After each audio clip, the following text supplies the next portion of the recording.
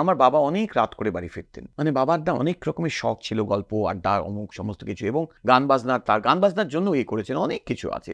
এবং তাছাড়া আমার বাবা মানে অনেক রকমের প্রতিভা থাকা একজন মানুষ, এবং বাবা অনেক রাত করে বাড়ি ফিরতেন। আমি তো দেখেছি যে আমার মা দাঁড়িয়ে আছেন। যদি এরকম হতো যে বাবা দাঁড়িয়ে আছেন, মা ফিরছেন, যদি এরকম হতো না, আজও যদি আমরা আমাদের এই মধ্যবিত্ত পরিসরে আমরা যদি দেখি একদিন রাত্রিবেলা একজন মহিলা গাড়ি থেকে নামছেন, প্রায় উনি নামেন, তারপর তিনি চুলটা ঠিক করেন, এটা করেন, তারপর বাড়ি প্রাইমারি কথাগুলো কি হবে সারা ভারতবর্ষ জুড়ে কি হবে, ফ্রান্সে কি হবে কথাটা এখনো। মানে আমি আলিয়া ভাটের কথাই বলছি, যে আলিয়া ভাটই তার পাড়ায় তার বাড়িতে সে পরপর 5 দিন নামলে তিনি তো কোথাও একটা থাকেন, সেটা ঘিরে তো কোথাও এটা রয়েছে।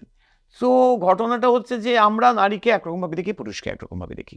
একজন পুরুষ যেরকমভাবে একটা খালি গায়ে ওরকমভাবে বেরিয়ে যাচ্ছে, বা যা হচ্ছে করে পড়ে যাচ্ছে, ওরকমভাবে তো একটা মেয়ে পায়। ফলে আমাদের মা পিসিরা, মা ঠাকুমার যে গল্পটা, সেটা প্রবাহিত হতে এখন অনেক কিছু পরিবর্তন হয়েছে অনেক রকমভাবে। নতুন নতুন মজার আড্ডার জন্য সাবস্ক্রাইব করুন let's talk with Meghla. Let's talk